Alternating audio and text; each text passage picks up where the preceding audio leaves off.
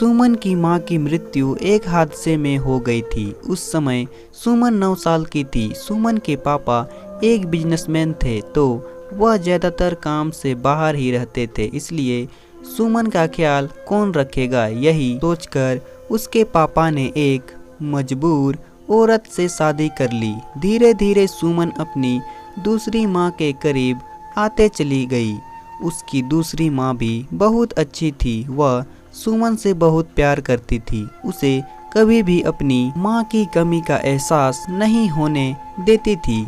देखते ही देखते समय तेजी से निकल गया और सुमन 17 साल की हो गई और साथ ही साथ अपने पापा का बिजनेस भी बढ़ता चला गया, जिस वजह से पापा अक्सर शहर से बाहर ही रहते थे और सुमन अपनी माँ के साथ घर पर अकेली रहती थी। सुमन और उसकी माँ के अलावा घर में कोई तीसरा था, तो वह था सुमन के घर का नौकर, जिसका नाम रवि था, जिसे उसके पापा ने घर की देखभाल के लिए रखा था। रवि एक फैमिली की तरह था। सुमन के पापा उसके ऊपर बहुत विश्वास करते थे। पापा के जाने के बाद नौकर ही सारी देखभाल करता था। सुमन बड़ी हो गई थी, इसलिए वह अपने दोस्तों के साथ अपनी दुनिया में मस्त रहती थी।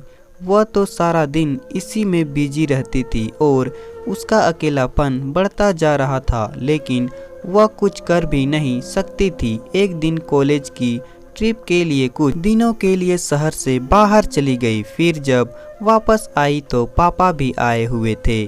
कुछ दिन तक सुमन के पापा सुमन के साथ रहे, पर फिर से उसके पापा को काम से शहर जाना था और वह चले गए। एक दिन सुमन अपने कमरे में सो रही थी और उसकी माँ अपने कमरे में थी। तभी सुमन ने कुछ अजीब सी आवाज़ सुनी तो वह कमरे से बाहर आ गई। फिर सुमन ने जो सुना उसे सुनकर वह दंग रह गई। वह आवाज़ सुमन की माँ के कमरे से आ रही थी, जैसे कोई पलंग को जोर जोर से हिला रहा हो।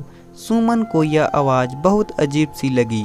सुमन माँ के कमरे का दरवाज़ा खटखटाने लगी। तभी पलंग के हिलने की आवाज़ बंद हो गई। सुमन को कुछ ठीक नहीं लगा तो सुमन ने जोर से दरवाज़ा हिलाया तो दरवाज़ा खुल गया।